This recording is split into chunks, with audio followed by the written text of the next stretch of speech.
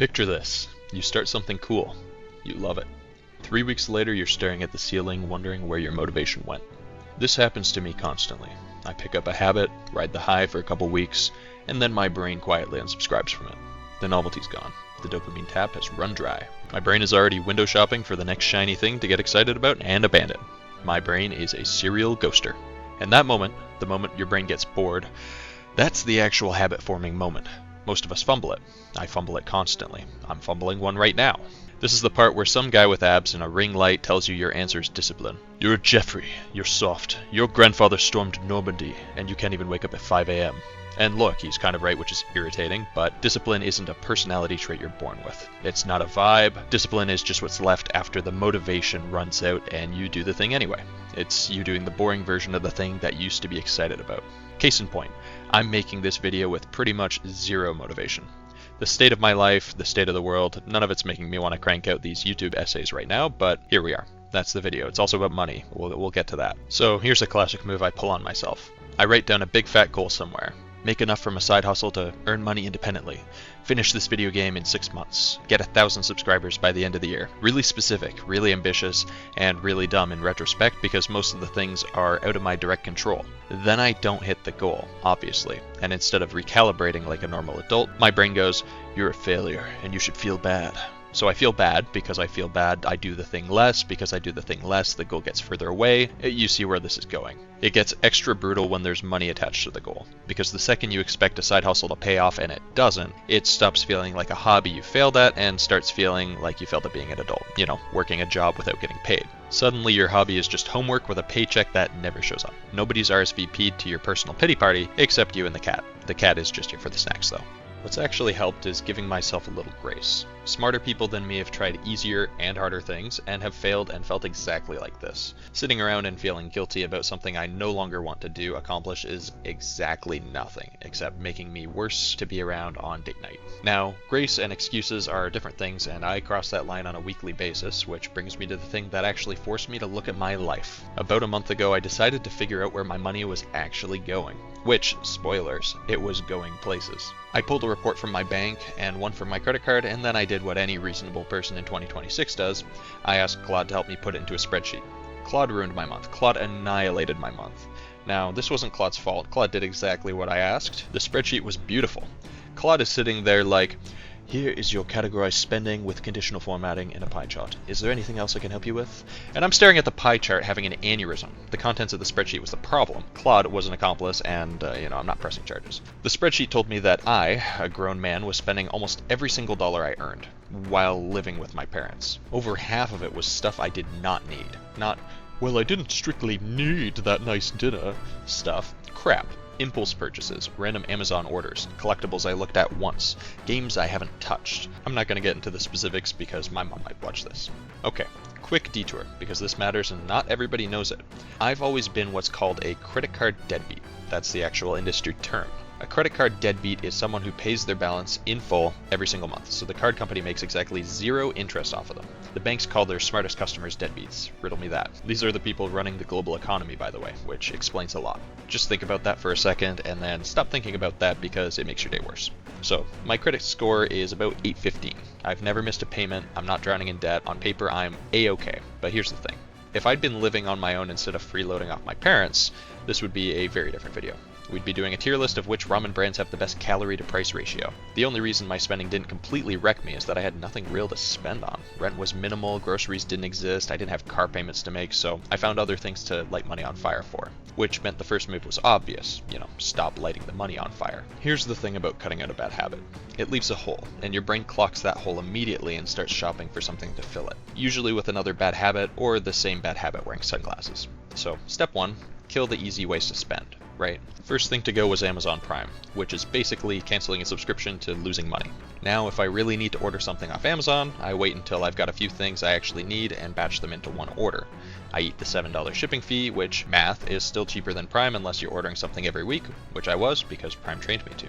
Amazon built a whole empire on removing friction, and friction, it turns out, is the only thing standing between you and buying that third pair of noise-canceling headphones, which is basically the credit card problem too. Credit cards make money feel fake. That's the whole product. The dopamine of buying something shows up right away, but the pain of watching your account drop doesn't. You just tap a piece of plastic on a screen and walk out with a thing. It's magic. Evil financial magic. For the longest time, I refused to use tap to pay. I told myself it was a security thing. Really, I just liked that. Pulling out the card and sticking it in the machine and putting in the PIN added a tiny sliver of friction to the transaction.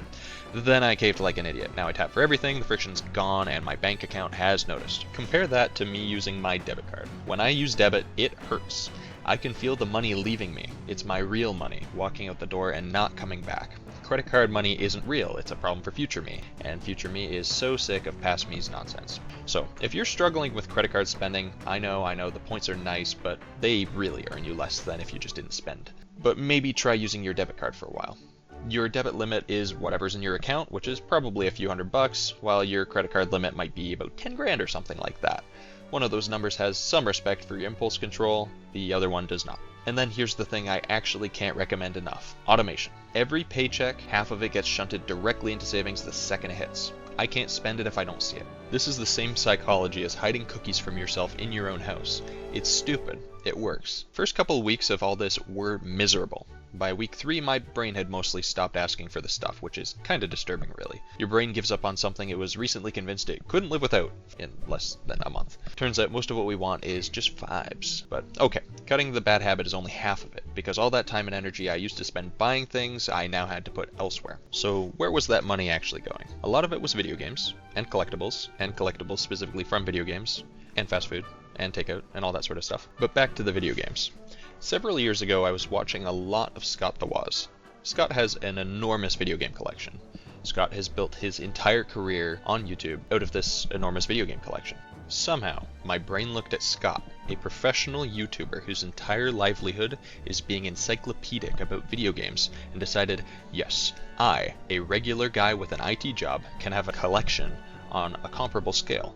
Based on some napkin math, if I cut my collection down to just the games I'm likely to play in the next 5 years, I'd be getting rid of about 20 grand worth of games.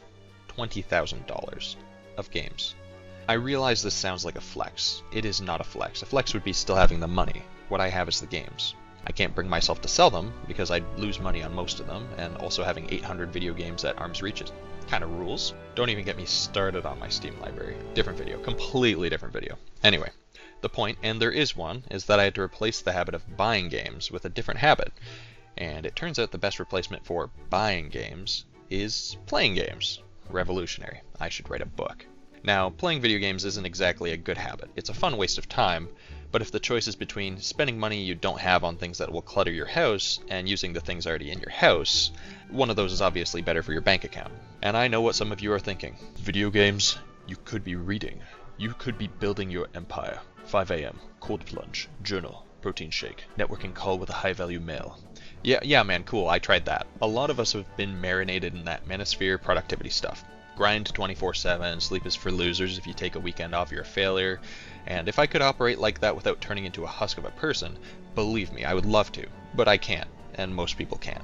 Trying to be that productive mostly just turns you into a miserable person who hates his life and looks kind of dead on camera. When I was full-blown in productivity cult mode, I wrecked everything. Relationships, bank account, diet, sleep, all of it sacrificed to hit some number I'd made up. And I looked terrible. I felt terrible. And the really depressing part, my output wasn't even that much higher than it is now. Now I play games a few nights a week, I still see my girlfriend, I still mess around in the home lab, I still write these scripts. I'm getting the same dopamine I used to from buying stuff, except now it's coming from completing achievements that have zero material value, which, if you think about it, is exactly what buying stuff was, just without the bleeding. Speaking of trying to be that guy though, let me tell you about November. Road to hell, good intentions, you know the saying. Last November I decided to completely overhaul my life.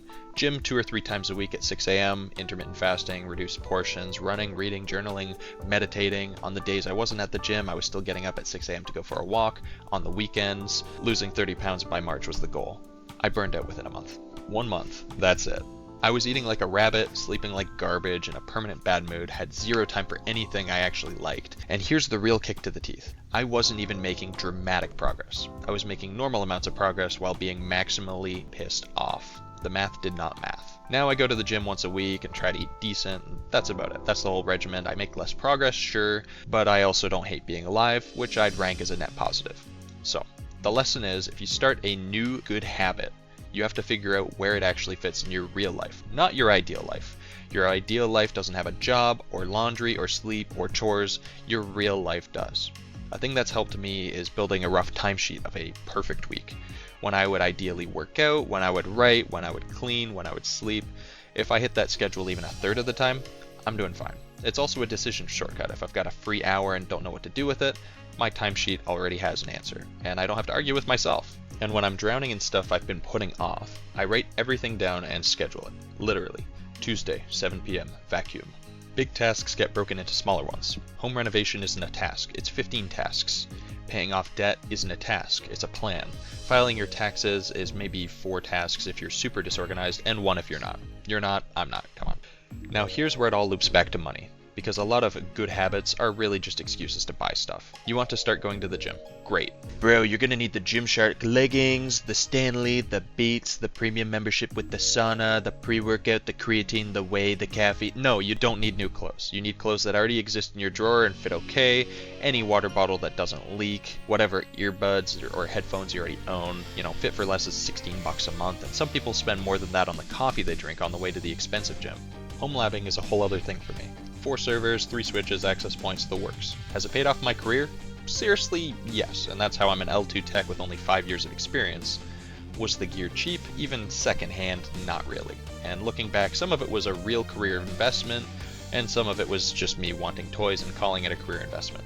I could have started with, an old desktop that I had in my closet, and I would have mostly learned the same stuff. So, the rule I've landed on is start any new habit with the bare minimum. If you still care about it 3 months in, then upgrade the gear. Most people buy the gear first and quit before they get their money's worth, and then the Peloton becomes a coat rack.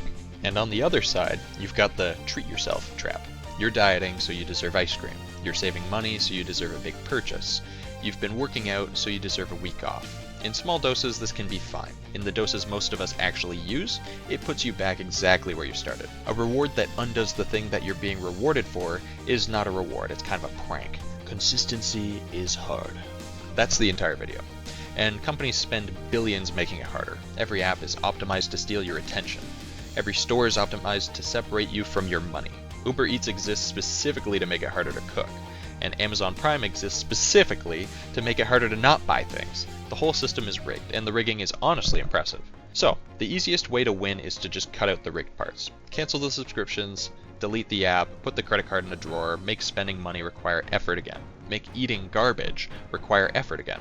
And look, moderation does exist. I still buy myself video games, I just try to only buy stuff I'll actually play within a month or so, instead of stockpiling a backlog of things I keep telling myself I'll get to.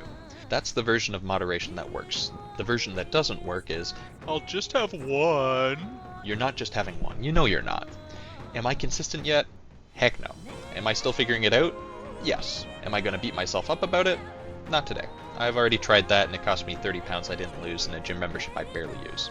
My brain's still out there window shopping for the next shiny thing. Future me is still sending strongly worded emails to present me, and the spreadsheet's still open in another tab, judging me. That's discipline, I guess. The boring version.